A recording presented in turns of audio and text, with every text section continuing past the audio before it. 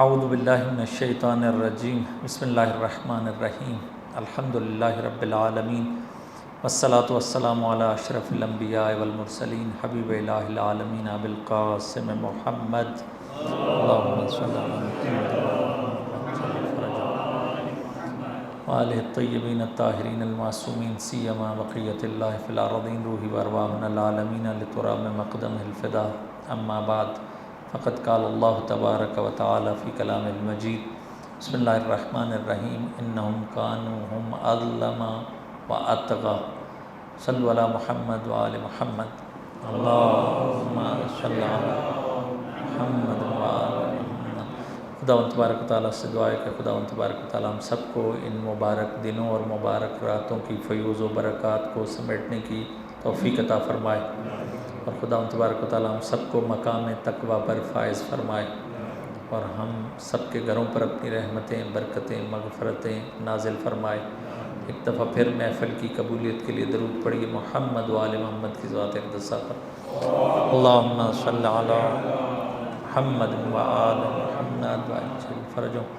Human story میں ہم لوگ جو چیپٹر 10 میں پہنچے تھے، اس میں آپ کو یاد ہوگا کہ ہم نے حضرت نوح علیہ السلام کے کچھ چیزیں آپ کی خدمت میں عرض کی تھیں۔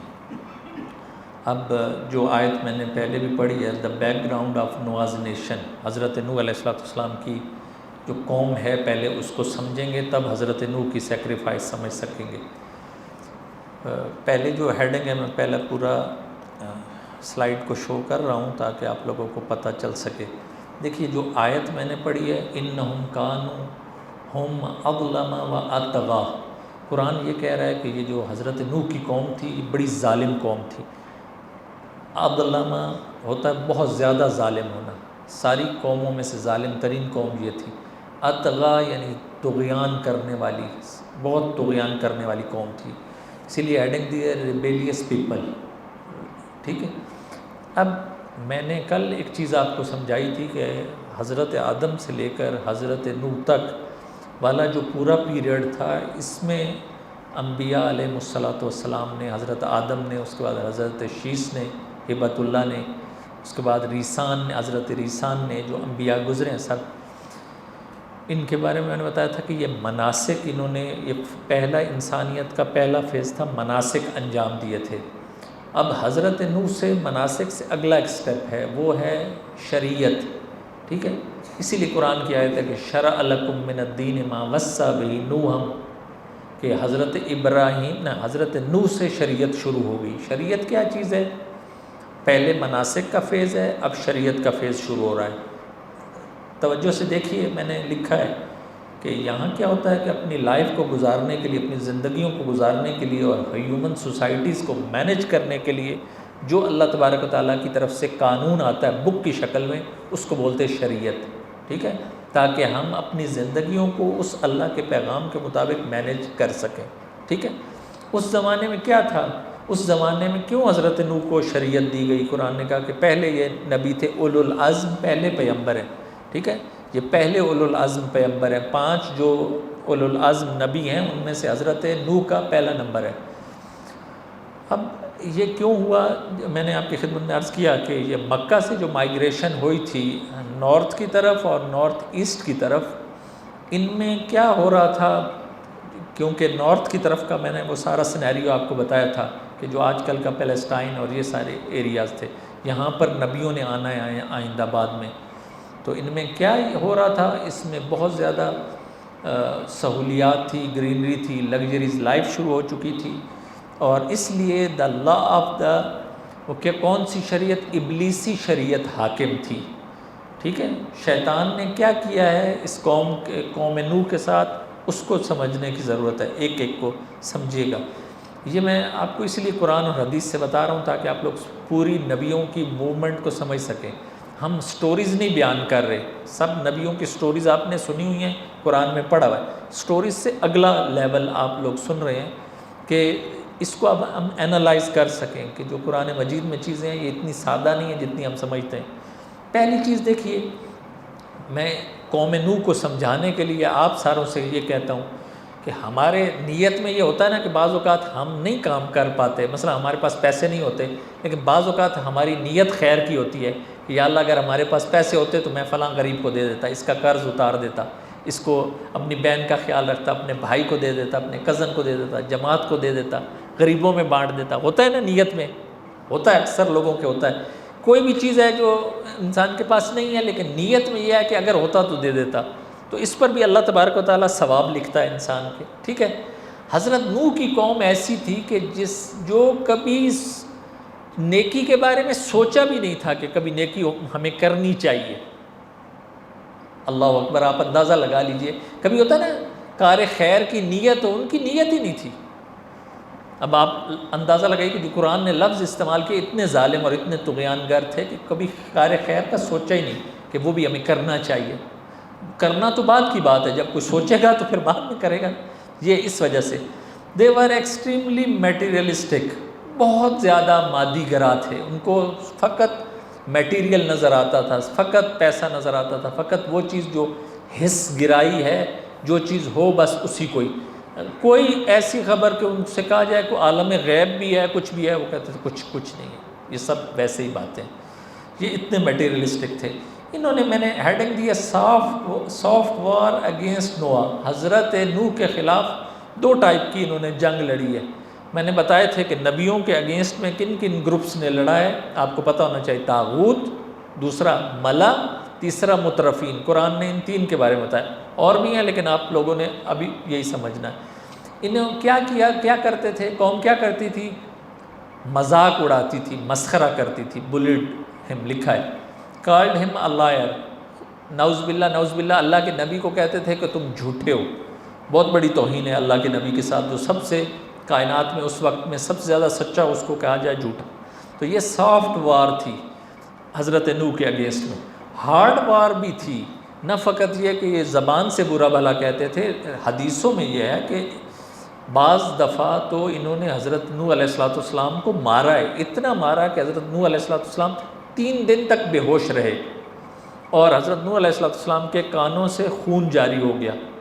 یہ دیکھیے، انبیاء نے ہمارے لیے اتنی زیادہ زحمتیں برداشت کی ہیں، اتنی زیادہ ماریں کھائی ہیں کہ اس شریعت کو بچا کر اگلے فیز میں داخل کر سکیں.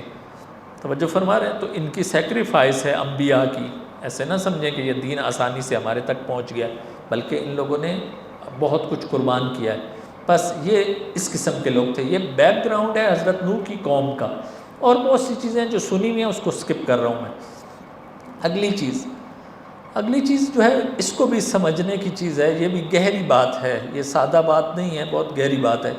دیکھیے، حضرت نوح علیہ السلام کے زمانے میں بت پرستی تھی. بت پرستی شروع کیسے ہوئی ہے؟ The beginning of idealism. یہ بھی بات آسان نہیں ہے، یعنی میں جو کہہ رہا ہوں اس کو سمجھیے گا، غور سے سنیے گا. اصل میں ہوتا نہیں ہے کوئی چیز بری چیز. بت پرستی بہت بری چیز ہے. توحید کے مقابلے میں جو چیز آئے وہ شرک ہے. ٹھیک ہے. اب یہ شروع جیسے ہوئی ہے، شروع نہیں برائی سے ہوئی. یہ میں آپ کو بتانے جا رہا ہوں کہ بعض اوقات انسان سمجھتا ہے کہ میں اچھا کر رہا ہوں لیکن وہ شیطان کروا رہا ہوتا ہے. بت پرستی بھی جو ہے وہ شیطان نے کروائی ہے. کیسے؟ یہ سمجھنے کی بات ہے. اب آج سن لیجئے کہ بت پرستی کی اس کا آغاز اور سٹارٹنگ پوائنٹ کیا تھا. سٹارٹنگ پوائنٹ یہ تھا کہ جو سوسائٹی میں اچھے لوگ ہوتے تھے، جن کو سب ایکسیپٹ کرتے تھے، نیک لوگ ہوتے تھے، جب وہ اس دنیا سے گزر جاتے تھے تو جو دوسری پبلک ہوتی تھی وہ ان کو یاد رکھتی تھی کہ بھئی یاد رکھنا چاہیے. اس یاد رکھنے کے لیے کیا کرتی تھی؟ کچھ لوگ کہتے تھے کہ ان کے اس ٹائم پکچر تو تھی نہیں، موبائل تو تھا نہیں، صحیح کیمرہ تو تھا نہیں، کہ کیا کرو کہ ان کی ایک سٹیچو بنا لو، ایک بت بنا لو. کیوں پوچھا گیا؟ کیونکہ کہا گیا کہ ان کی یاد باقی رہنی چاہیے. کن کی؟ اچھے لوگوں کی. اچھے لوگوں کی یاد کو باقی رکھنے کے لیے شیطان دوسرے لوگوں سے کیا کروا رہا ہے؟ ان کا مجسمہ یا ان کا بت وہ کہہ رہا ہے کہ تراشو. ٹھیک ہے. اب وہ اس بت کو کیا کرو، جیسے ہم اپنے گھروں میں پکچرز لگاتے ہیں وہ بھی ایسے کرو. شیطان نے بھی ایسے کرا کہ ان کو گھر لے جاؤ، ان چھوٹے بتوں کو، اور جا کے دیکھو جب بھی تمہیں یہ اچھے لوگ سوسائٹی کے یاد آئیں گے تمہیں نیکی یاد آئے گی. سمجھ رہے ہیں؟ اب ہوا کیا، یہ تو چلتا رہا. اب جب نیکسٹ جنریشن آئی، ان کو تو نہیں پتا تھا گیم کیا ہے. نیکسٹ جنریشن میں اور اس سے اگلی جنریشن میں شیطان نے یہ کہا، اگلی جنریشن کو یہ کہا کہ یہ دیکھو جو تمہارے آباء و اجداد چھوڑ گئے، یہ چھوٹے چھوٹے بت جو ہیں، یہ وہ ہیں جو تمہیں نعمت دے رہے ہیں، یہ اصل میں خدا ہیں.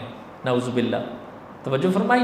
بس بت پرستی شروع سے برے طریقے سے آغاز نہیں ہوا، اچھے طریقے سے بعض اوقات آغاز کروا کے شیطان کیا کرتا ہے، کس طرف ڈی ٹریک کر دیتا ہے انسان کو. اور یہ ریالٹی ہے، اس میں وہ کوئی شرم کی چیز نہیں ہے. پتہ ہے کہ توحید اور دوسری طرف سے شرک کیسے انسان کو شیطان لے جاتا ہے شرک کی طرف. یہ چیز ہے جو سمجھنے کی ہے کہ ساری نعمتوں کا کہا کہ تم نعمتیں دینے والا کون ہے؟ نعمتیں دینے والی ذات فقط اللہ تبارک و تعالیٰ کی ذات ہے.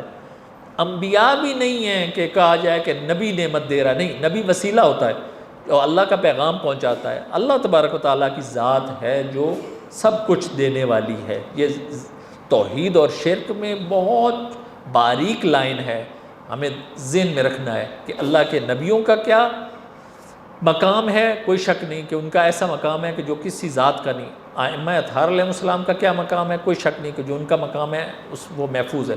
لیکن توحید کی جو ریڈ لائن ہے وہ ہمیں پتہ ہونی چاہیے. اگلی چیز یہ ہے کہ اس کو بھی توجہ سے سنیے گا. قرآن ہمیں بتاتا ہے کہ یہ بھی سمجھانے کے لیے، اور آپ لوگ دیکھ رہے ہوں گے کہ میسی کی پکچر ہے، وہ لکھا ہے کہ انفلوئنس آف سیلیبریٹیز. میں نے پہلے بھی آپ کی خدمت میں عرض کیا تھا کہ سیلیبریٹیز کیا ہوتے ہیں. آج کل جو میں نے وہ پکچر دیکھے نیتنیاہو کے ساتھ ہے اس کی، اور آپ لوگوں نے بعض پکچرز ایسی دیکھی ہوں گی اس کی کہ وہ جیوز کو پروموٹ کر رہا ہوتا ہے اور ان کی سائیڈ لے رہا ہوتا ہے. ٹھیک ہے، یہ آج کل کے سیلیبریٹیز ہیں کہ جو انسٹاگرام پر یا دوسرے سوشل میڈیا پر ہمارے جوان بھی دیکھتے ہیں اور اس کو اپنا رول ماڈل سمجھتے ہیں.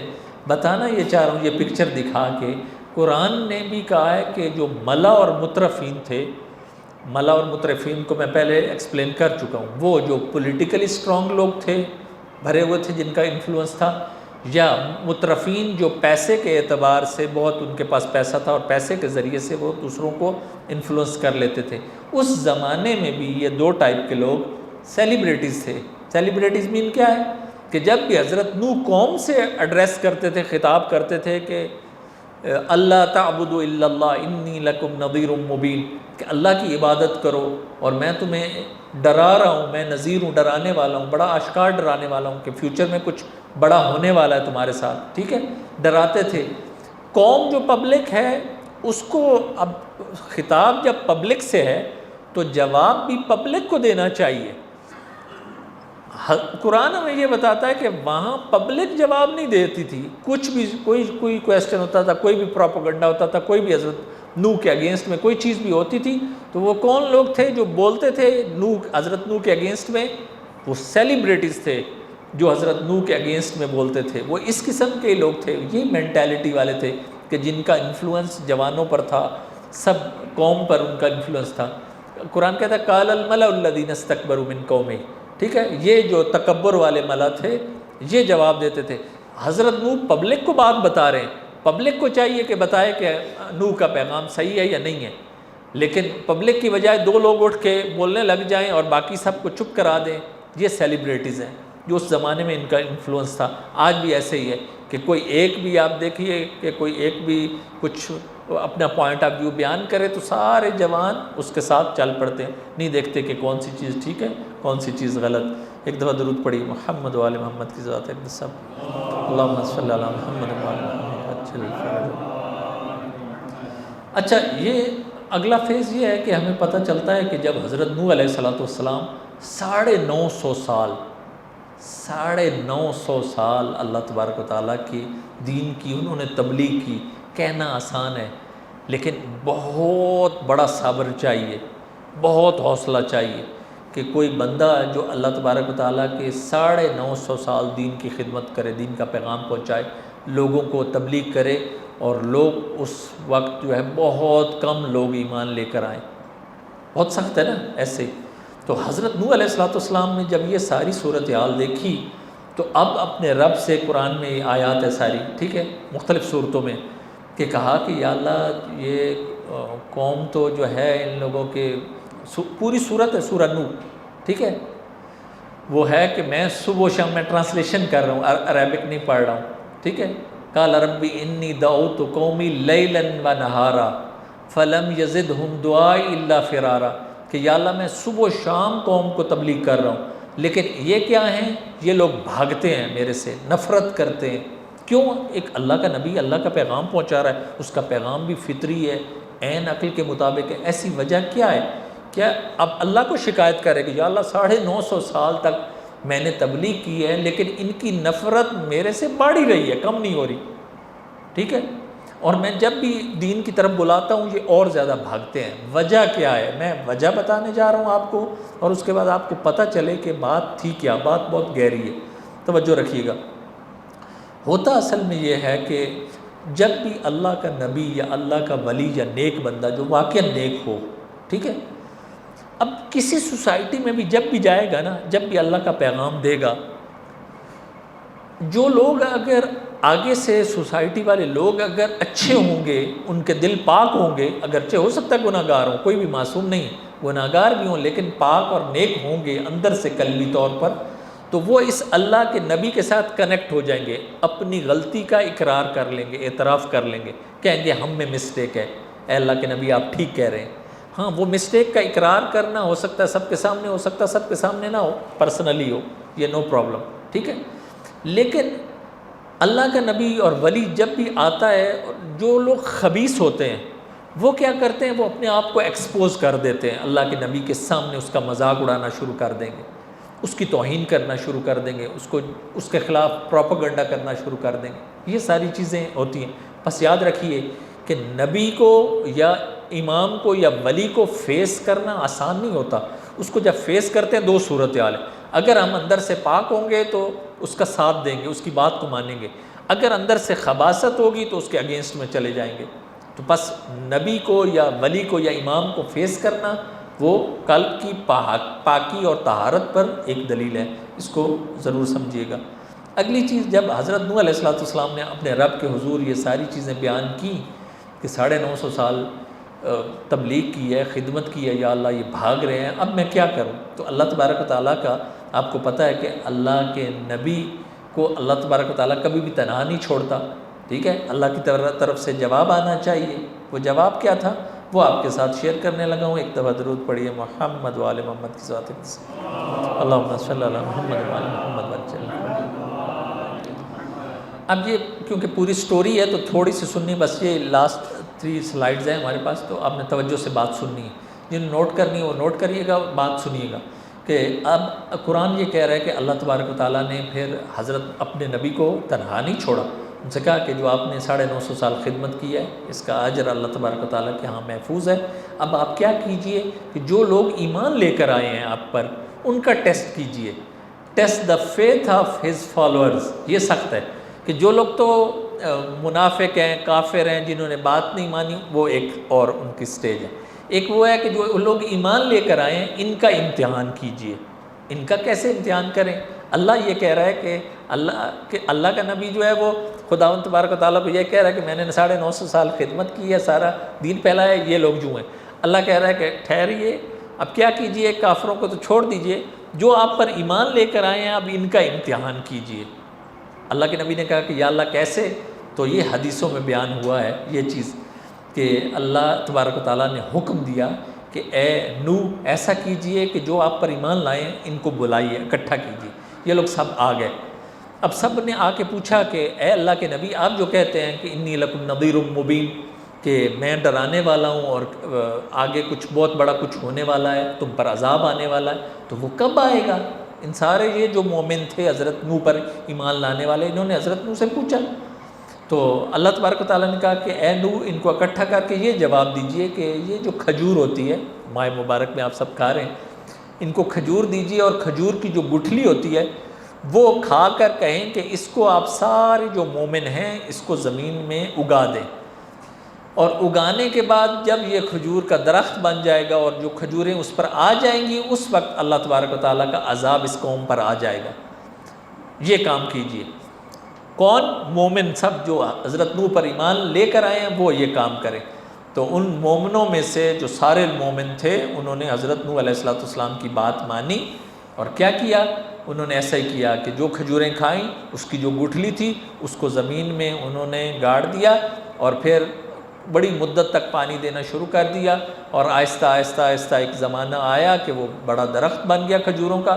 اس کے بعد کھجوریں اس پر لگ گئیں، جب کھجوریں لگ گئیں تو وہ لے کر دوبارہ اللہ کے نبی حضرت نوح علیہ السلام کے پاس آ گئے کہ آپ نے کہا تھا کہ اس کو اگاؤ، اور اگنے کے بعد جب درخت لگے، درخت پر جب کھجوریں لگے تو وہ میرے پاس لے کر آنا، تو اس وقت جو ہے عذاب کا وقت آ جائے گا۔ اب جب یہ لے کر آئے تو اللہ کے نبی نے دیکھا تو اللہ تبارک و تعالیٰ سے کہا کہ یا اللہ تو نے خود کہا تھا، اب اگلا فیز کیا ہے، کیا کرنا ہے، عذاب تو نہیں آیا۔ تو اللہ تبارک و تعالیٰ نے حضرت نوح کو حکم دیا کہ انہیں کہیے کہ دوسری دفعہ بھی ایسا کریں، دوسری دفعہ بھی ایسا کریں۔ جب یہ لوگوں نے سنا تو اس میں سے 1/3 جو مومن تھے حضرت نوح پر وہ سائڈ پر ہو گئے، انہوں نے کہا یہ تو ویسے ہی، یہ جو نعوذ باللہ ایسے الفاظ ہیں حدیث میں کہ نعوذ باللہ یہ بابا جو ہے، یہ جو بزرگ ہے اس کی عقل ٹھکانے نہیں ہے، نعوذ باللہ ایسے الفاظ کیا۔ انہوں نے کہا یہ دوسرے لوگ جو کافر ہیں وہ حق پر ہیں، اور یہ جو بزرگ ہے، بوڑھا ہے، یہ ٹھیک بات نہیں کر رہا، ہم اس کی بات نہیں مانتے۔ جو 2/3 تھے انہوں نے کہا کہ نہیں، ہم ایمان لے کر آئیں، ہم اس اللہ کے نبی کی بات مانتے ہیں، ٹھیک ہے۔ انہوں نے دوسری دفعہ بھی ایسا کیا، وہ جو کھجور تھی وہ کھائی اور اس کی گٹھلی دوبارہ دبا دی، دوبارہ زمین میں اگا دی۔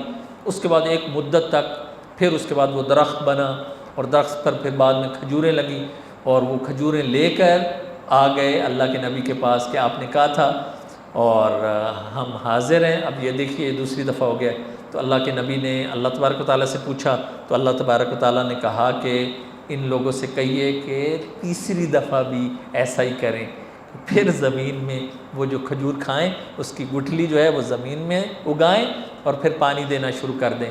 اور وہ جو 2/3 تھے اس میں سے پھر 1/3 جو ہے اب وہ چلے گئے، اب فقط وہ 1/3 ہی رہ گئے، ایک حصہ رہ گیا، باقی وہ بھی چلے گئے۔ انہوں نے کہا یہ ویسے ہی بابا کہہ رہے ہیں۔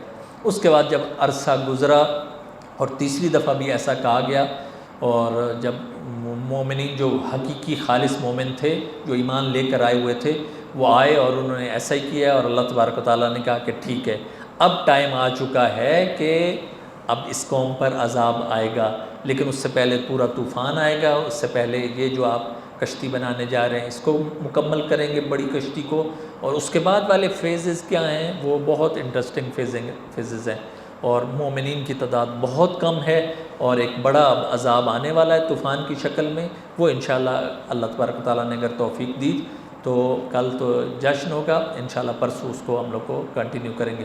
خدا تبارک و تعالیٰ سے دعا ہے خدا تبارک و تعالیٰ ہم سب کو انبیاء کرام علیہ السلام کی تحریکوں کو، ان کی تبلیغ کو، ان کے دین کو، ان کی شریعت کو گہرائی سے سمجھنے کی توفیق عطا فرمائے۔